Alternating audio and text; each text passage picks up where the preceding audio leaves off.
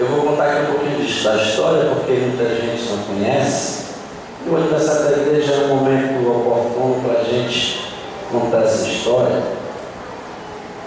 No início, nós fizemos muitas cruzadas no estado do Ceará, mais de 120 cruzadas na capital do interior. E a cruzada, ela estava adormecida. Estava adormecida, os componentes, cada uma nas suas respectivas congregações, eu morando ali na Messejana, né? E o irmão que construiu esse templo, ele construiu para um ministério, ele tinha um depósito de construção, e construiu esse templo para que o ministério depois o ressarcisse de toda a despesa. E passou-se 1 ano, 2 anos, 3 anos, 4 anos, 5 anos, 6 anos aproximadamente. A igreja não passou de 17 crentes. Os 17 crentes eram uma família só, não evoluiu aqui nesse mesmo lugar. E aquele irmão que conhecia a nossa vida, o nosso trabalho, a nossa história desde a infância, chegou para nós e disse: olha, vocês deveriam assumir essa igreja. Vocês deveriam assumir essa igreja. Mas, meu amigo, como é que nós vamos assumir essa igreja? Nós não temos dinheiro, nós não temos recursos, nós somos muito limitados. E ele disse: não, rapaz, eu não conheço pessoas aqui no bairro com o carisma que vocês têm, com o trabalho bonito que vocês têm. E a pessoa, quando eu fui falar lá com o pastor presidente, ele me disse que eu podia vender, mas que continuasse sendo igreja, que o ministério não tinha condição de ressarcir, eu estou numa situação difícil, e nos ofertou. E ele lançou para nós um valor que era muito alto. Nós dissemos: irmãos, nós não temos como lhe pagar esse valor. A igreja não tinha reboco, não tinha reboco, só um pedacinho de reboco, não tinha janela, não tinha porta, não tinha piso, não tinha fogo, não tinha nada, não tinha secretaria, não tinha os 2 banheiros. A secretaria era areia. E nós passamos aproximadamente 1 mês negociando. Ele dava uma proposta, dizia: não, não vai ter condição. Para encurtar a história, ele nos ofertou pela metade do preço inicial para que a gente pagasse o salário. Eu digo: é de Deus. Aí nós enfrentamos. A equipe que nós tínhamos 10 pessoas. A cruzada. Falamos com o pastor Maurino Pinheiro, que a maior parte dos irmãos se congregava com o pastor Maurino. Eu me congregava com o pastor Dantas, lá na Messejana. E falamos com nossos pastores, pedimos a bênção deles, e eles concordaram. Não é rebelião, nós não vamos trazer crente para cá, não. Nós queremos começar um trabalho para encher de novos convertidos para o reino de Deus. Aquele lá chegou alguém de uma outra congregação: pastor, eu quero congregar com você. Eu digo: irmão, essa não é a nossa meta. Se o irmão quer vir, o irmão quer vir, seja bem-vindo, mas a nossa meta aqui é encher essa igreja de novos crentes. E saiba de uma coisa: mais de 90% dos irmãos que vocês estão vendo aqui são crentes de 5 anos para cá, 6 anos para cá. Então, irmãos, nós compramos um templo, piso grosso. Como é que os irmãos vão lá?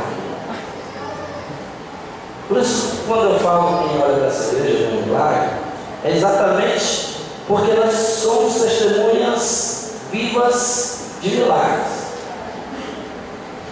E nós sendo irmãos, ninguém tinha dinheiro, não. Ninguém tinha dinheiro para a gente dar no término de entrada, pegando um pouquinho.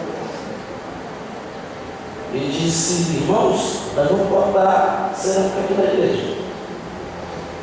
Rapaz, mas será que dá certo? Dá. Aí fomos lá na frente de tudo, compramos toda essa cerâmica em 10 suaves parcelas de R$400.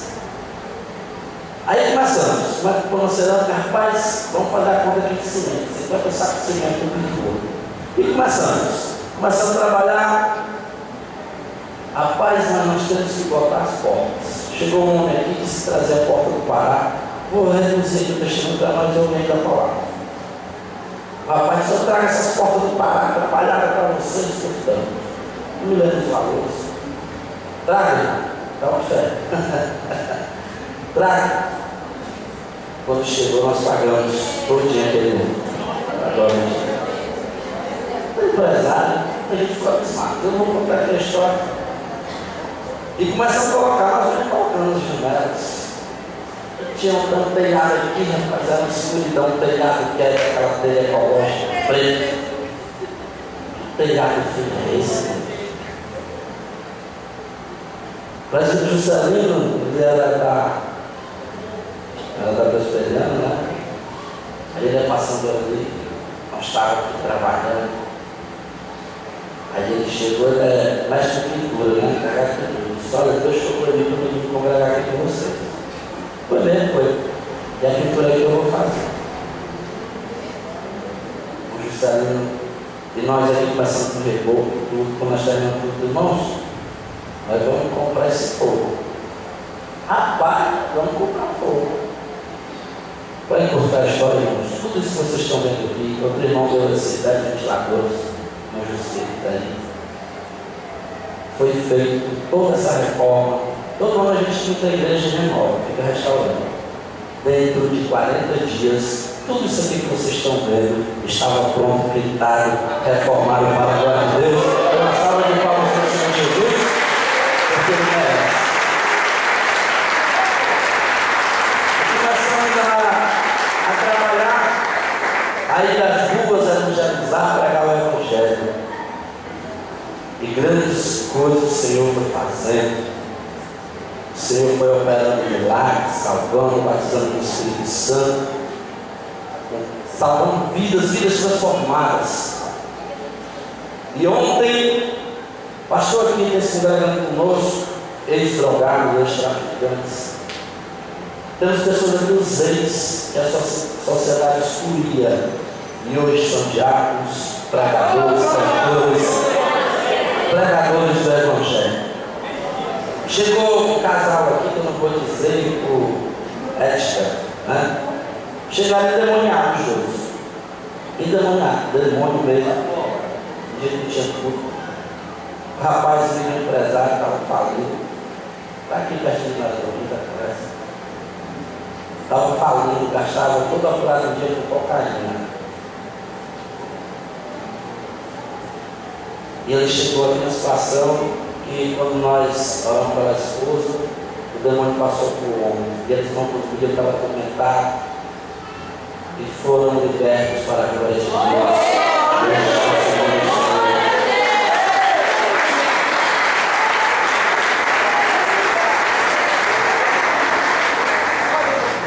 E o Senhor nos chamou, quando foi para comprar o tempo, irmão, não conseguiu o trabalho. Eu não tenho tempo integral nessa congregação.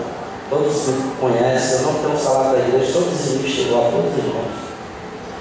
Dizimista de todos, desde o primeiro dia, uma coisa que eu arrancava aqui é a tesouraria. Desde o primeiro dia até hoje estava no computador.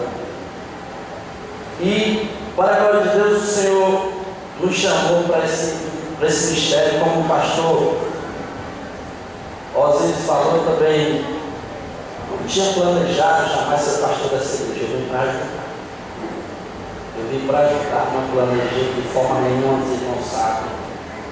Mas o Senhor disse que tinha que ser eu.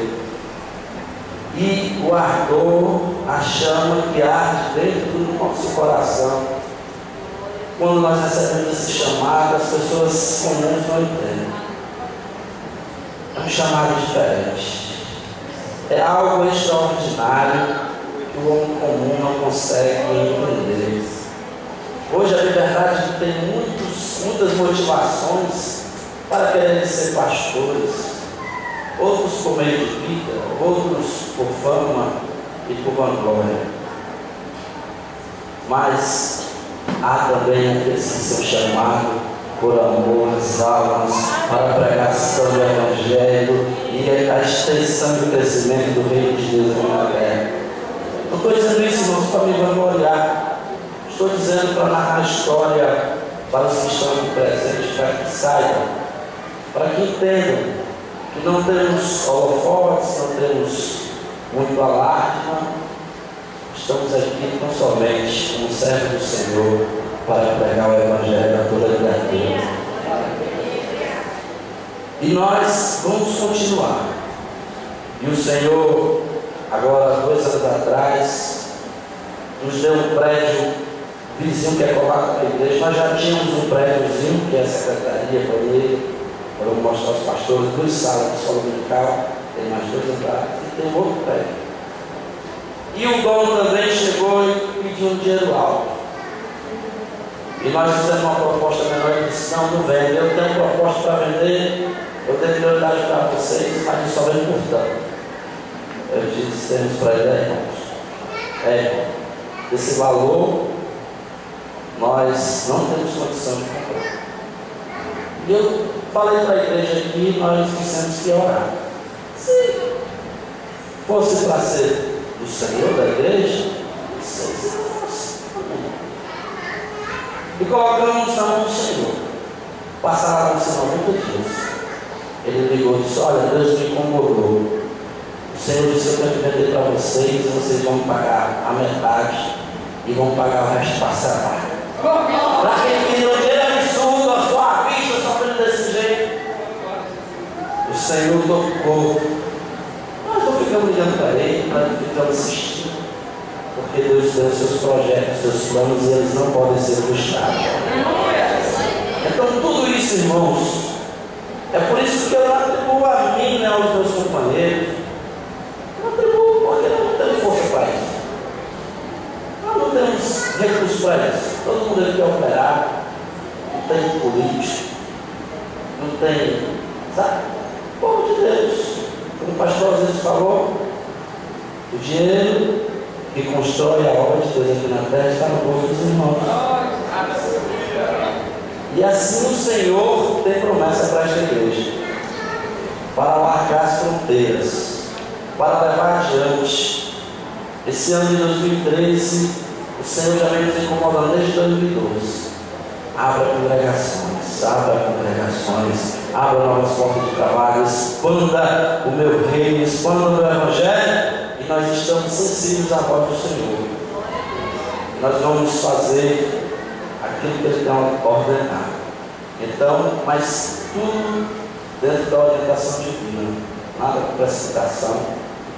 E vamos fazer algo do Senhor bem feita. Porque às vezes as pessoas falam: não, pai deles, qualquer forma está bom, desse jeito está bom. Aqui eu pedi ao Senhor, eu pedi aos irmãos, eu quero o bom e o melhor. Né? Quando tinha aquele vidro lá na frente, que foi botar essas janelas, esse vidro de fantasia, ele é o dobro ou quase o triplo daquele vidro público. Não, vamos comprar o carro mesmo, vamos ficar igual.